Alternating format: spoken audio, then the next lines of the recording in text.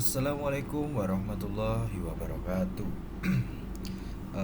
Selamat malam semuanya. Izin kami dari tim JSN SNM. Di sini saya Seva Rifki Susla dan teman saya dua tim. Saya Seva dan tim saya selanjutnya adalah Dembi Bima Ranza. Kami dari Prodi Teknik Instrumentasi Kilang. Di sini saya akan memaparkan hasil dari jurnal kami, mohon maaf, yang berjudul implementasi IoT pada pintu otomatis dengan sistem monitoring kapasitas ruang dalam secara real time. Nah, berikutnya apa sih yang goals kami untuk membuat jurnal tersebut? Didasarkan dalam era digital saat ini, teknologi IoT memungkinkan pengawasan dan pengolahan gedung secara efisien. Sistem pintu otomatis terintegrasi dengan sensor, kapasitas, dan memantau penggunaan ruang secara real time dan meningkatkan pengalaman pengguna.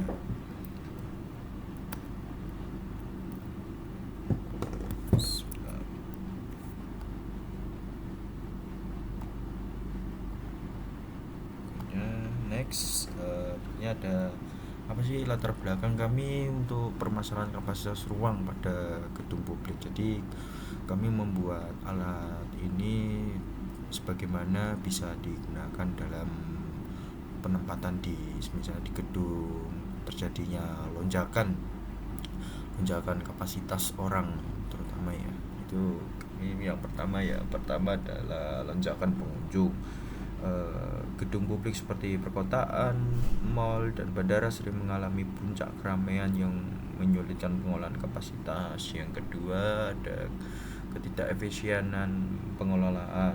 Jadi kurangnya data real time tentang penggunaan ruang menyebabkan kesulitan dalam mengoptimalkan alur pengunjung. Ya, berikutnya yang ketiga, pengalaman buruk penggunaan. Ya, apa sih yang dimaksud dengan pengalaman buruk pengguna? Antrian panjang dan kebingungan kepenggunaan dapat menurunkan kepuasan dan produktivitas di dalam gedung. Kami membuat konsep dasar IoT sendiri. Yang pertama itu ada perangkat tersambung. Yang pertama adalah perangkat tersambung terhubung. IoT menghubungkan secara real time menggunakan sebagai perangkat seperti sensor dan sistem melalui jaringan internet. Berikutnya ada pengumpulan data. Jadi setelah perangkat tersambung atau terhubung juga langsung bisa dikumpulkan data-data seperti sensor IoT mengumpulkan data secara real time dari lingkungan. Di sini kami menggunakan berbagai macam sensor ya, seperti ada sensor ultrasonic HC-SR04 ya, dimana ini digunakan untuk mendeteksi keberadaan dan jarak jauh objek pada sensor. Habis itu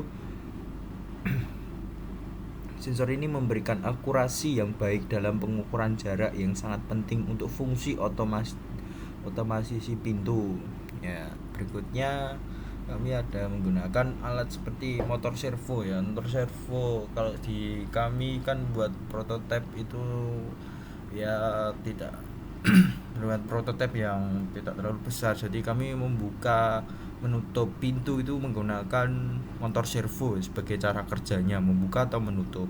Dan motor servo akan membuka ketika ada data sensor masuk ke dalam dan memerintahkan motor servo untuk membuka atau menutup.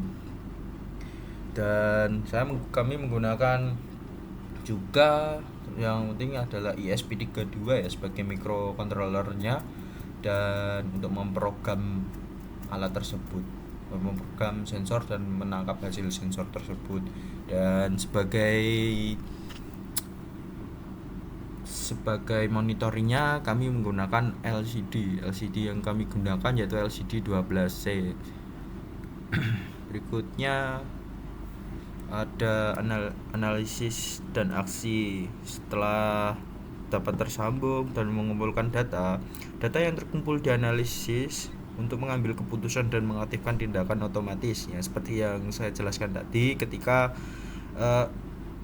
sensor mendeteksi adanya pergerakan atau kemasukan orang masuk ke dalam, misalnya ke dalam gedung di pintu tersebut, maka kontrol servo akan otomatis terbuka, dan bila mana tidak ada orang maka pintu akan tertutup dan mengaktifkan atau menonaktifkan.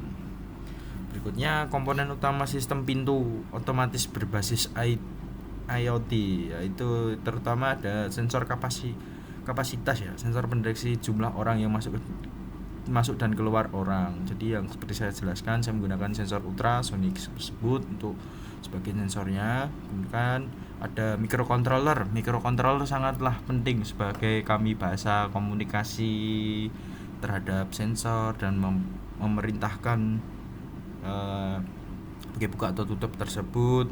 Kami dapat memprogram microcontroller tersebut. Kemudian ada konektivitas cloud, di mana itu menghubungkan data ke cloud untuk analisis dan manajemen terpusat. Punya ada pintu otomatis, pintu dengan secara gerak dan mekanisme buka tutup yang terkontrol. Oke, next. Ini kalau kami gambarannya seperti pada tersebut ya. Kalau kami membuat prototipe seperti ini, ada sensor pintu otomatis dengan monitoring kapasitas ruang. Yang pertama ada satu, ini ada sensor kapasitas yang kayak tadi, sensor pendeteksi jumlah orang yang masuk dan keluar ruangan. 2, adanya microcontroller, pengendali utama yang sangat penting untuk memproses data sensor dan mengontrol pintu secara otomatis. Kemudian ada konektivitas cloud, menghubungkan data cloud untuk analisis dan manajemen terpusat. Berikutnya seperti ini pengumpulan dan visualisasi data kapasitas ruang. Yang pertama itu ada grafik kapasitas ruang.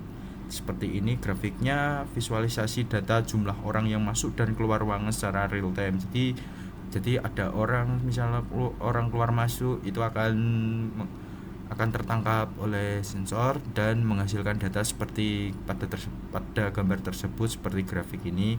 Kemudian indikator kapasitas. Nah, ini tampilan status kapasitas ruang dengan kode warna memudahkan pemantauan. Berikutnya ada analisis trend historis, grafik trend kapasitas ruang dari waktu ke waktu untuk mengidentifikasi pola.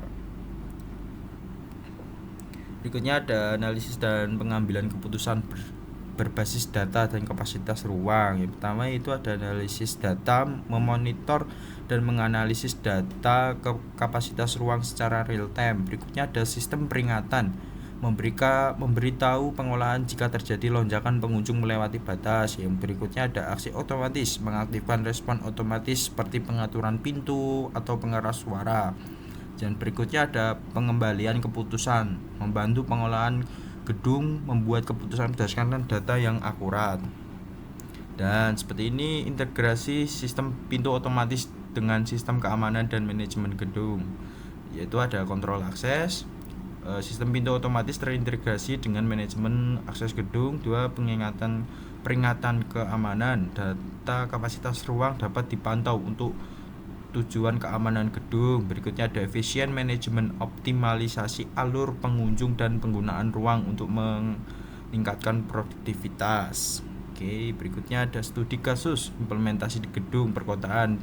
Misalnya saya menggunakan sebuah perkotaan ya perkotaan di Jawa Barat, mungkin ada misalnya jumlah pintu otomatisnya ada 12 pintu, peningkatan efisiensinya waktu tunggu berkurang 35%. Jadi di gedung itu tidak semrawut rame gitu ya di dalamnya, jadi bisa ditunggu dulu baru buka tutupnya, seperti itu. Meningkatkan kepuasan, skor puas pengguna meningkat 25%. Menggunakan manpower, kebutuhan staf pengelola turun. Berikutnya kesimpulan dan potensi pengembangan lebih lanjut ya. Potensinya pengembangan integrasi AI dan analitik lanjutan untuk prediksi dan optimasi kegiatan gedung. 2, peningkatan pengalaman. Berikutnya ada pengalaman penggunaan yang lebih baik melalui manajemen kapasitas secara real time, efisiensi operasional, penggunaan sumber daya dan tenaga kerja yang lebih efisien bagi pengelola gedung. Oke, terima kasih paparan dari kami ucapkan terima kasih. Wassalamualaikum warahmatullahi wabarakatuh.